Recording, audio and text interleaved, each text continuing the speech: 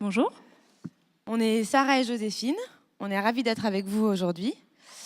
On va peut-être commencer par se présenter. Joséphine, je te laisse commencer. Alors bonjour à tous, moi je suis Joséphine Boucher, j'ai 28 ans, je suis la cofondatrice de Ticket for Change. Chez Ticket for Change, on est convaincu que les talents de chacun et de chacune peuvent contribuer à changer le monde.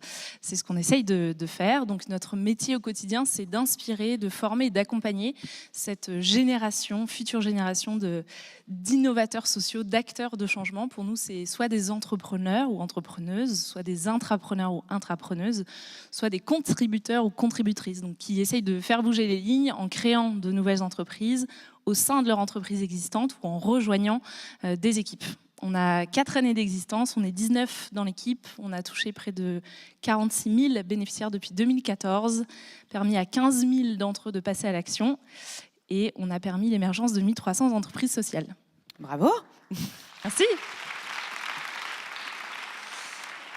Et donc moi, je suis Sarah Hazan, je suis la cofondatrice de Babbler, qui est une plateforme sociale qui permet aux entreprises de communiquer plus simplement avec les journalistes et les influenceurs.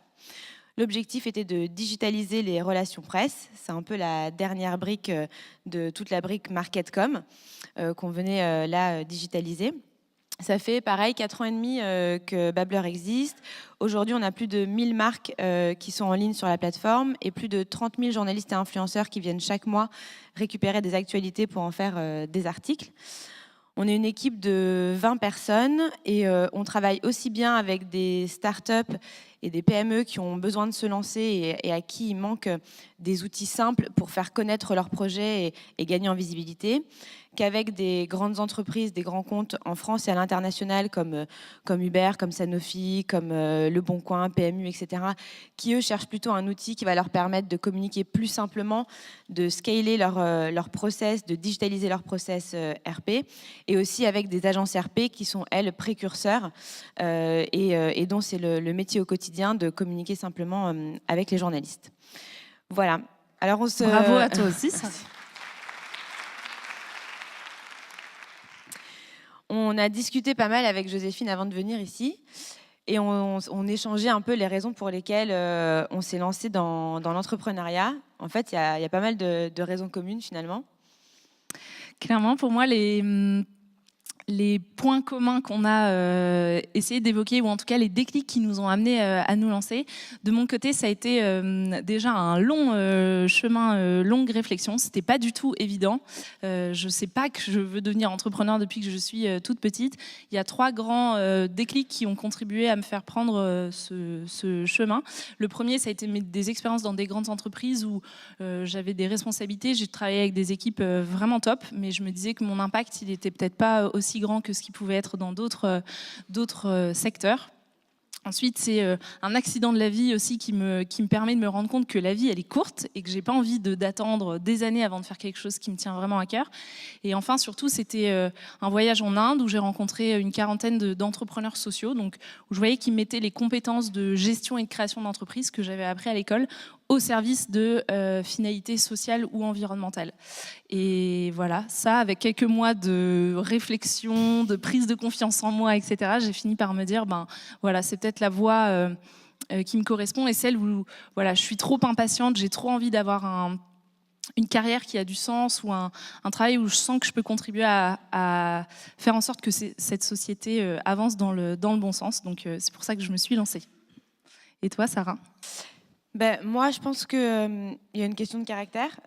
J'envisageais pas tellement d'être salariée quelque part. Donc, dès que j'ai terminé mes études, en fait, j'ai assez rapidement monté ma propre boîte. À la base, c'était une agence de relations presse. Je pense que ce qui m'a donné envie de me lancer dans l'entrepreneuriat, c'est une espèce de grande envie de liberté surtout. C'est envie de pouvoir choisir ce qu'on fait dans le quotidien, de pouvoir être maître un peu de la carrière qu'on se construit soi-même. Et après, avec Babbler, ça a été très différent parce que du coup, j'ai exercé le métier d'attaché de presse pendant près de 6 ans.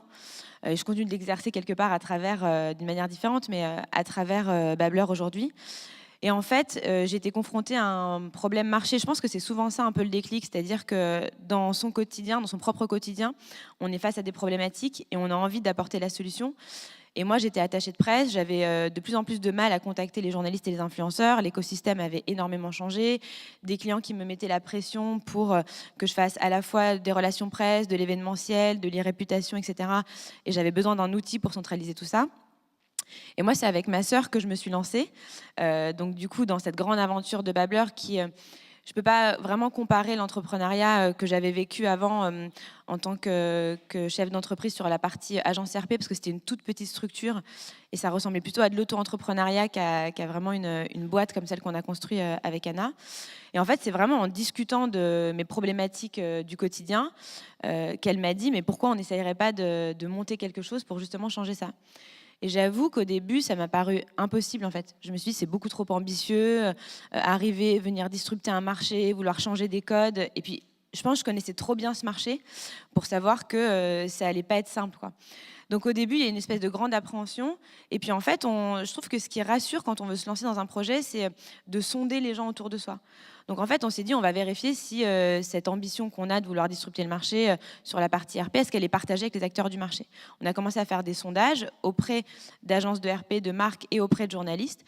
Et en fait, quand on a vu que le marché répondait dans notre sens, on a décidé de se lancer. Et même si on n'était pas du tout dans le digital, qu'on ne savait pas coder, etc., on s'est entouré des bons partenaires et on a pu se lancer comme ça. Donc voilà. Après, ce qu'on se disait aussi, c'est que l'entrepreneuriat, c'est pas que des bons moments, c'est un peu l'ascenseur émotionnel en permanence. Donc, il faut avoir le cœur bien accroché. Et on essayait donc de discuter un peu ensemble de quels ont été nos grands succès, et puis quels ont été aussi nos gros échecs, parce qu'il faut quand même se le dire, qu'il y a des moments où on se loupe. Donc toi, Joséphine, tu me disais par rapport à tes grands succès sur Ticket. Alors nous, les grands succès, ou en tout cas les fiertés qu'on a, c'est de voir le projet qui a grandi, l'équipe surtout qui s'est constituée autour de Ticket for Change, les partenaires qui nous ont accompagnés évidemment. Je vais peut-être donner un exemple plus précis de fierté du moment. En gros, fin 2015, on a eu la chance de remporter le Google Impact Challenge. On était une des plus jeunes associations à être lauréat de ce prix. Donc c'était une immense fierté, en même temps une immense responsabilité. En 2016, on a travaillé sur tout le renforcement et le développement de nos programmes d'accompagnement en ligne pour nos entrepreneurs, nos intrapreneurs et nos contributeurs.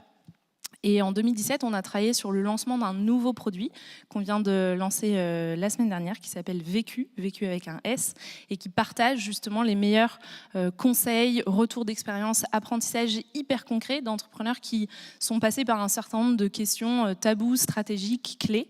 En gros, l'idée derrière ce projet, c'était de démystifier aussi ce que c'est que d'être entrepreneur. C'est exactement ce dont on parle là, c'est de dire qu'il y a des moments de joie, de réussite, de succès super forts, et puis il y a aussi des moments qui sont beaucoup moins glamour, dont on parle peut-être un petit peu moins. Et du coup, ça, c'était c'est l'immense fierté du moment de voir que, c'est un projet qui a fait émerger plein de leadership dans l'équipe, qui est une vraie histoire construite avec un partenaire fort et surtout qui fait passer des messages en fait, qui nous tiennent super à cœur dans ce domaine-là, qui remettent un petit peu de spontanéité, d'authenticité, de parler vrai en fait, sur ce que c'est qu'entreprendre aujourd'hui. Donc, on est trop content de l'avoir sorti, voilà. Nous, chez Babbler, sur les succès, je pense qu'en fait, ce qui est très intéressant, c'est de voir le marché changer. Et ça, c'est vraiment ce qui prouve que on ne travaille pas pour rien. Et donc, comment ça se concrétise ? C'est aussi de voir des très grosses enseignes leaders sur leur marché qui viennent rejoindre notre projet. C'est quand même, elles acceptent de changer un peu leurs habitudes, leurs usages sur cette partie-là. Donc ça a été des grandes fiertés de voir des boîtes comme effectivement Uber ou Le Bon Coin ou Sanofi rejoindre la plateforme et y croire à fond en notre projet et s'investir dedans et l'utiliser au quotidien.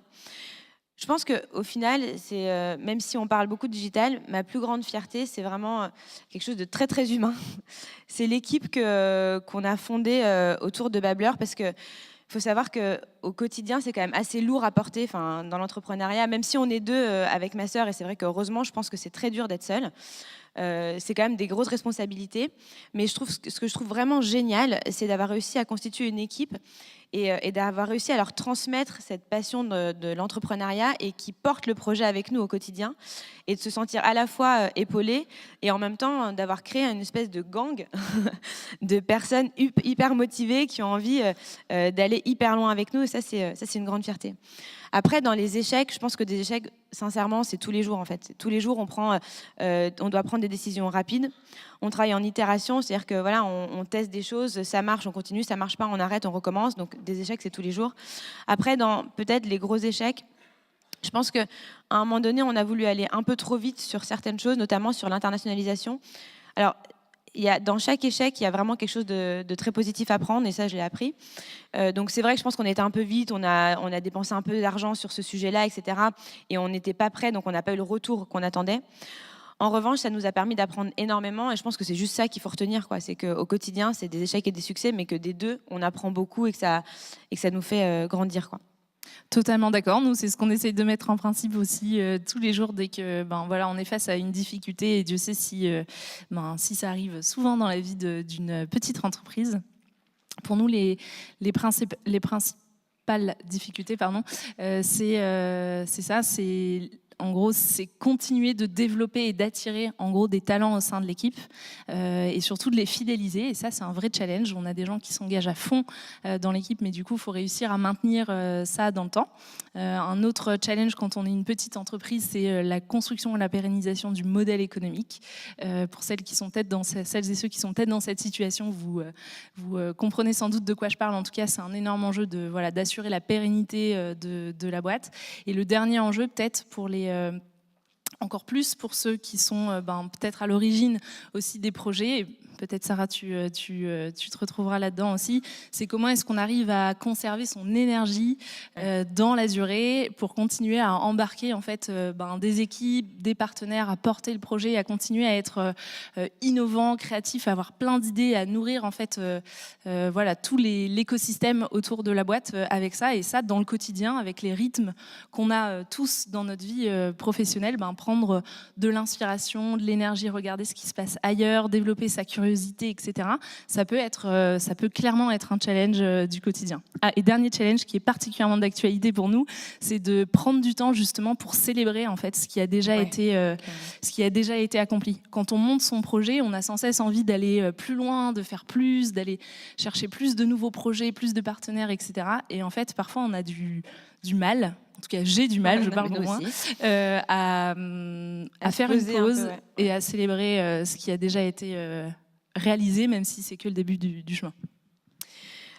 Aujourd'hui, en tout cas sur notre intervention, le verbe d'action, c'était change. Et on a forcément un lien hyper direct avec ce verbe. Nous, chez Babbler, au quotidien, c'est vraiment ça, quoi. C'est changer les usages, changer les habitudes, disrupter un marché.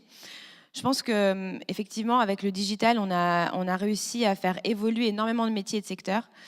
Après, pour être très honnête, dans la réalité du marché, pour rencontrer des gens tous les jours, je me rends compte qu'il y a quand même beaucoup de choses qui sont encore faites en superficie, c'est-à-dire que des boîtes qui travaillent sur des projets digitaux, etc. Mais moi, quand je rencontre les opérationnels, je me rends bien compte que les process ne sont pas encore complètement ancrés dans le digital. Et tout ça pour dire qu'il y a encore un long chemin à poursuivre et qu'il y a encore pas mal de choses à faire là-dessus. Donc nous, c'est notre challenge au quotidien de faire évoluer le marché, changer les habitudes et les usages. Et je crois que pour toi, c'est aussi un peu dans ce sens-là que tu bosses. Ouais, c'est clairement le même enjeu de changer les usages, mais dans un domaine qui est un petit peu différent. En fait, nous, on essaye de faire changer le regard qu'on peut porter sur notre vie professionnelle. On est convaincus, et c'est le truc qui nous obsède un petit peu, on est convaincus qu'on peut... changer de regard sur sa vie professionnelle, faire en sorte que son travail puisse être au carrefour entre ce qu'on aime faire, ce dans quoi on est bon, donc quels sont nos talents, pouvoir les utiliser au sein de notre job, faire en sorte qu'on soit utile pour construire une société un peu plus équitable, respectueuse, juste, soutenable, et faire en sorte qu'on soit rémunéré pour ça. Et aujourd'hui, on n'a pas forcément cette vision-là de la vie professionnelle. Donc le but, c'est ça, c'est de changer le regard qu'on porte sur le travail, changer la norme en fait, et se dire que demain ou dans je ne sais pas combien de temps, que demain ce sera normal d'utiliser ses talents au service de la résolution d'un enjeu de société au sein de son taf. Et ce chemin-là, il commence par un changement personnel, donc se poser les bonnes questions sur qu'est-ce qui nous plaît, à quoi on a envie de contribuer, qu'est-ce qui est important pour nous, etc. Voilà. Et donc ça s'appelle Ticket for Change, donc clairement c'est un peu notre obsession. Bon, mais en fait, en tout cas, ce que je trouve génial, c'est que je pense que le digital, il nous permet à tous d'être acteurs du changement. Et ça, c'est vraiment une révolution pour le coup. Et que chacun, à son niveau, on peut contribuer à un changement qui peut avoir des effets hyper importants de manière beaucoup plus globale. Donc, je crois qu'on va rester sur ce mot de la fin. Yes. Bon, merci à tous de nous avoir écoutés. Merci beaucoup.